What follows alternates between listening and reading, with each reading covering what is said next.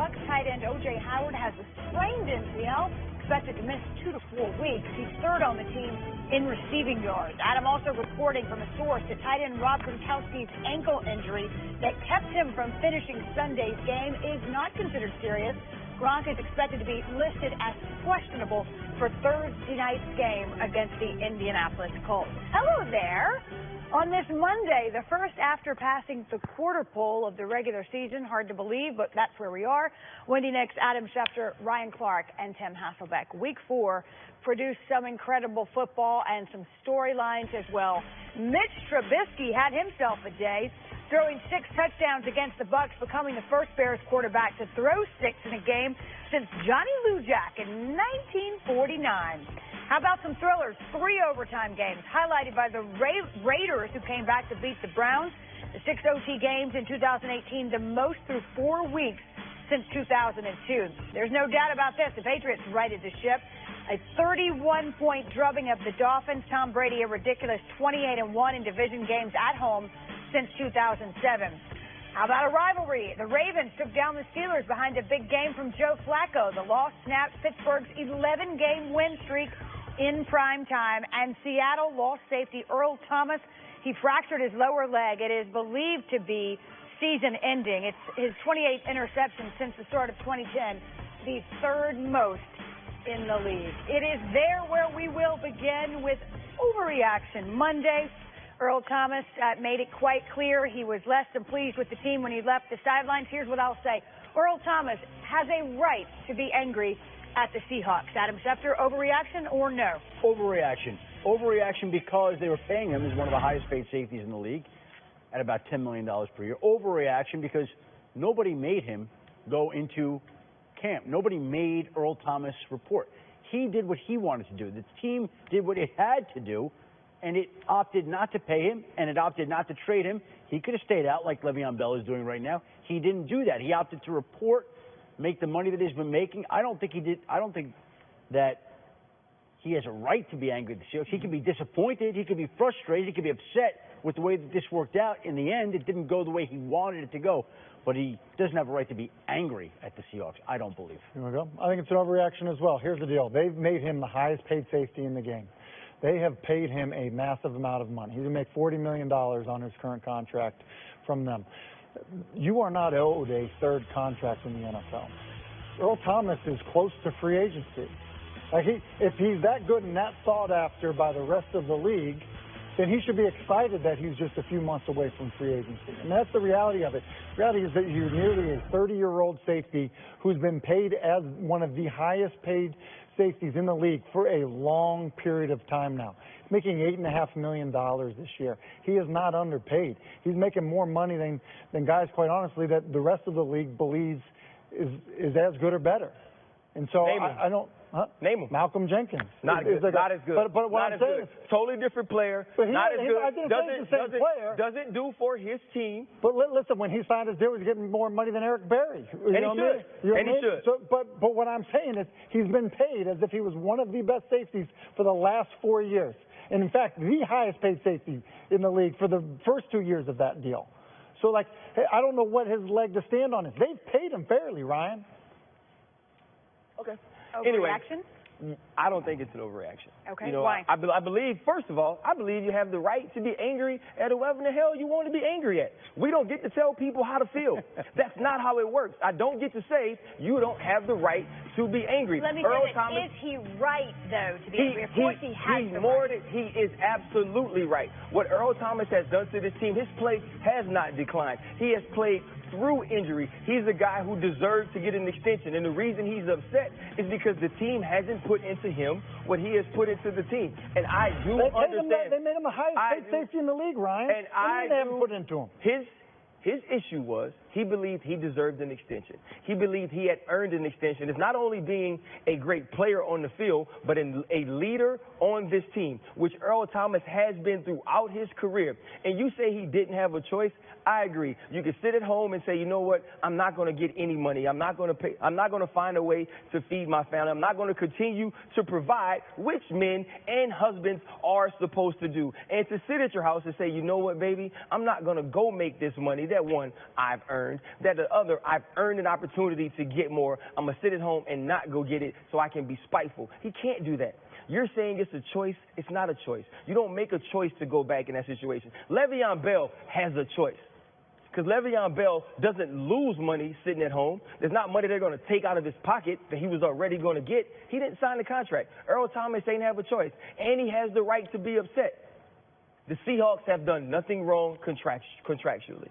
But so many times we expect players to honor contracts, and players have to do what they have to do, and teams don't when you over. I'm not telling you that he has to honor the contract. I'm telling you that's a choice that he has to honor the contract. He made the choice to honor the contract. He could have stayed home. He didn't. That was his decision. He did have a choice. I will say this, and I heard Jason Witten say this morning with Trey Wingo. I do think, and I understand there's emotion, and I understand he does, of course, have the right to be upset. I think he will regret the way he left the field for the final time as a member of the Seahawks. I think there was a better way. I got an opportunity to speak to the Pittsburgh Steelers at the Rookie Symposium last year. And what I said to them was this: I don't believe that every decision I made throughout my career, whether it was talking to the owners, whether it was dealing with coaches, was necessarily the right decision for my career, for my perception. But I made every decision based off of what I felt and what I felt like I can live with. No matter how this is perceived, if Earl Thomas feels like I put in what I was supposed to, I expressed the feeling that I'm okay with, then he will be okay. I won't sit here and say he'll regret it, because there's no telling what he's going through emotionally at that time. I just don't know why there should be an expectation that you should re-sign and extend a nearly 30-year-old safety, you know what I mean, just because he's been a great player for you for a long time. I mean, like, if you're the Seahawks, why are you doing that? Like, why would you make that decision? Like, I think you have to also understand, listen, I, for the most part, come down on the side of the player when we talk about these issues. But when the guy has been paid at the top of his position for as long as he's been paid, and he's about to be 30 years old, like, there does come a point where the franchise has to go, well, look, we're not going to continue to do that. Right. But the question is not, are the Seattle Seahawks making a smart business decision? You're talking about a smart business decision. But you have to understand it if you're the player. You do, but that's the thing. You don't have to understand it. If you're the player, you're looking at it from your point of view of, I put this work in. There were times that I was signed, that I was up in free agency, right? The Pittsburgh Steelers made a decision to pay me a certain amount of money. Right? I still had a feeling that I deserved more money than that. It wasn't necessarily that I felt like the Pittsburgh Steelers were wrong. The Pittsburgh Steelers did what was best for their team. And if you can get a player at a lower price, you do. I'm not saying that Earl Thomas is on the side of he has to be paid. But we're talking about just a feeling that you have been done wrong by a team. How about this? He has the right, it's not an overreaction, like you're saying, to be angry at the Seahawks for the way they treated him. But he does not have a right to go out and give the finger, make an obscene gesture to the Seahawks. You could be angry at them, you could argue with them, you could shout at them, but to give them the finger when the cameras are on you is... And they're paying him $8.5 million to play this year. That one's tough to justify, in my opinion. I will say this. Teammate Bobby Wagner had this to say about the situation. If he doesn't come, then he's not a team player. Then he should have come. If he comes and he gets hurt, then he shouldn't have come. So it's a position that we get put in often, and it is an unfortunate situation. So then Le'Veon Bell responded to an ESPN Instagram post of that quote, and he said, shaking my head, exactly, get right, bro, Earl. I'll continue to be the bad guy, his words. I just have one question. Yes. One question.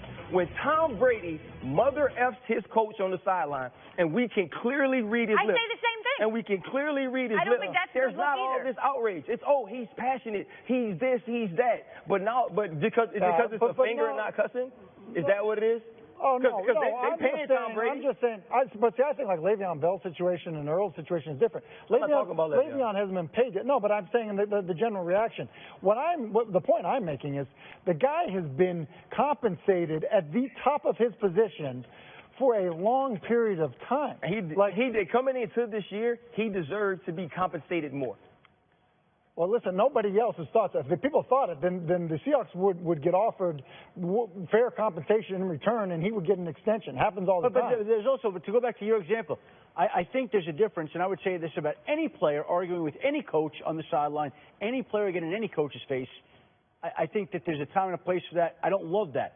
But you don't see a player usually giving a team that he's been with for a long time, that's paid him well, that he's won Super Bowl with, flashing an obscene gesture that all the cameras are basically you're saying screw you to the whole team. Here's the thing, Ryan, and just knowing you the way we all do, I understand that you may have felt the way he did, but I do not believe you would have done that.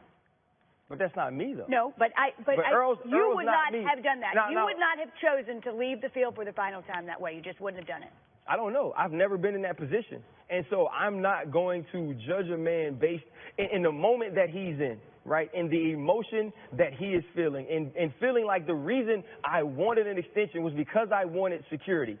You guys didn't offer me that security. Now here's the position I'm in.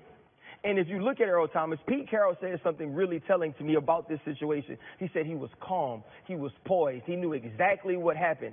So what that means to me was that wasn't emotion. That wasn't anger. That was a downright gut feeling that I have been betrayed, and this is how I feel about it. But how many times does a team need to give you that security? Like Le'Veon Bell's situation, I understand more because he hasn't been given that security. Came into the league not as a first-round draft pick. Does not have the same type of situation that Earl Thomas has. Earl Thomas has been given security. The last 4 years, they gave him a massive amount of security. So now we're putting limits on security. No. But what I'm saying is, you earn the security based on how young you are, how healthy you are, and what you can do for the duration of that contract. For a 30-year-old safety, what kind of security do you think a team deserves to, or should be giving a 30-year-old safety? Listen, Tim, that's just the reality. But you're behaving like Earl Thomas has to get 4 years. Now, here's the other thing, and I've talked to people about the situation. It's not only that he didn't get it. It's that in February you call to talk about it, and you say, no, we won't even speak about it. In July you call to talk about it, and you say, no, we won't even speak about it. That becomes personal. That becomes personal. When you ball, when you've given, that becomes personal. And the gesture leaving the field was a personal gesture. Because even if the money says, if the business says, we don't owe you this money, which they don't, to have a player have given you what Earl Thomas has given you, and you paying him for what you've done in the past. Can I finish? Yeah. And you won't talk to him. Right? That's when it becomes personal. When you say, you know what? We don't owe you a conversation. We don't owe you a reason. When you scream family, when you scream brotherhood, which the Seattle Seahawks do in abundance, that's why you have the right to be angry. We're not asking, is he right? Does he have to be paid? No, he doesn't. Because the rules in the CBA says he doesn't. But when we talk about being angry, it's about how you're treated as opposed to what you have given. And what Earl Thomas has given, at least I feel, deserves to be treated in a way where we say, you know what, at least we'll sit here and talk about it, and this is our plan for the future. This is why we won't. Just saying, no, we're not talking, that is disrespectful. Listen, Peyton Manning was cut. Okay, the reality is if you think that the team is preaching family and brotherhood and this and that, then you're naive. You haven't paid attention in the NFL if you think that's the case. Peyton Manning got cut.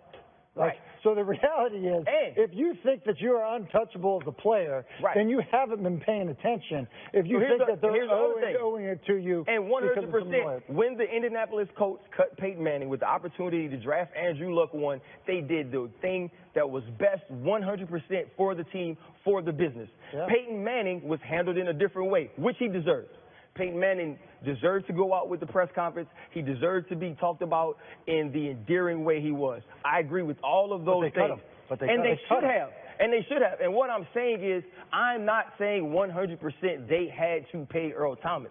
I'm saying they should have treated him better. And we're talking about his right to be angry. We're not talking about whether or not I think the Seattle Seahawks did the right thing in owing him or not giving him a contract. Yes, but then they both should have treated each other better. The Seahawks should have been better, and he should have been better on the way out. What I will say is this, in summation, and I don't think there'll be any disagreement. It was personal. It did become personal on both sides, and that was evident in the way it ended.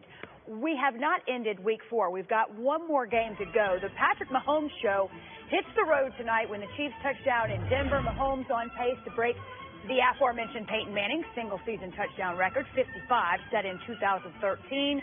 Mahomes made his first NFL start against the Broncos. That start came late last season.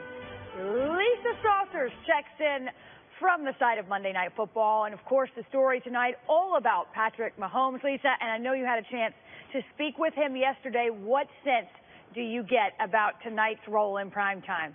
Yeah, Wendy, well, I met Patrick Mahomes last night for the first time. I was really just impressed by how non-stressed he seems to be. I asked him what's been the coolest part of his new rock star status, and he said, all the new Instagram followers. Mahomes he's not talking in cliches. He's not talking in coach speak. He's just living in the moment. But what he is doing so far is historic. A record 13 touchdown passes thrown in the first 3 games of the regular season. He said he didn't even know that he'd set that record last week until after the game when someone asked him if he'd kept the ball from touchdown number 13. He said, no, it was touchdown number 1 for Sammy Watkins as a Chief, so I gave it to him. Now, I made sure that he knows that the record for passing touchdowns in the first 4 games of a season is 16, a record also held by Peyton Manning, and he didn't flinch. He didn't make any guarantees, Wendy. He didn't say, oh, no, I'm not going to be thinking about that. He just said, matter-of-factly, okay, I need 4. Yeah, now it's just power, Lisa. That's the key. The key for Denver, of course, will be slowing down the NFL's highest-scoring offense. That is not easily done. What's the plan? Well, I think the Broncos are tired of hearing about how incredible the Chiefs' offense is. Yes, they know that the Chiefs have only faced third down 26 times through 3 games this season, fewest in the league. But to Denver, that just means that Kansas City hasn't been challenged. Head coach Vance Joseph said, we need to figure out how to win first and second down and get them to third. That's not where they've lived so far this season, but that's where we're good, rushing the passer and coverage. Now, the Broncos have struggled covering tight ends, and they've got one of the best coming in here tonight. In his last 3 games against the Broncos, the Chiefs' Travis Kelce has 394 receiving yards and 2 touchdowns. Kelce said the secret to his success against the Broncos is that they play man-to-man, and he takes pride in winning his individual one-on-one matchups. Despite the success that Kelce has had against them, the priority for Denver's D, they say, is wide receiver Tyreek Hill. He's killed us, said Broncos corner Chris Harris. We've got to be aware of him on those end arounds, those toss sweeps, all that, quote, crap that they run. That was his term, Wendy, not mine. Fair enough, Lisa. Thank you. And we'll talk about this game both offensively and defensively in just a minute. But I'll ask you this, Adam, because I know you talked to a lot of folks about their early impressions of this kid, although he was certainly around last year. You know, does anybody have any sense that he's not ready for this, that this isn't what he's meant to do? He's been ready, but there have also been some interesting situations that he's been put in. Again, he hasn't made any mistakes so far. We haven't seen how he's responded to having to come from behind. And listen, he has been unbelievable. He set a record. So there's nobody who's ever done what he's done through 3 games.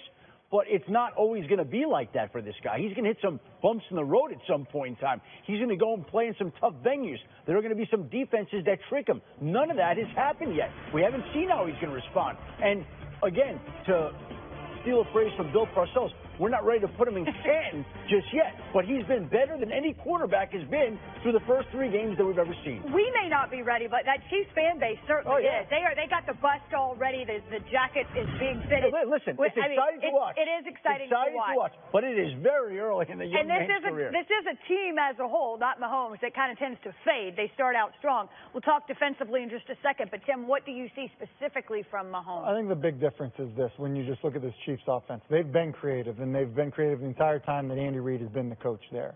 I think the difference now is the guy that they have playing quarterback is just at another level in terms of his ability to throw the football. Not only is he an improvement over Alex Smith, he's probably as good or better than anybody else in the league in terms of just ability to throw the ball. And so, like, that that play there against the 49ers, I mean, I don't think Aaron Rodgers is able to make that throw. I mean, I think the reality is he has a special gift to throw the football. You combine that with a really good offensive coach, and you're seeing the fireworks.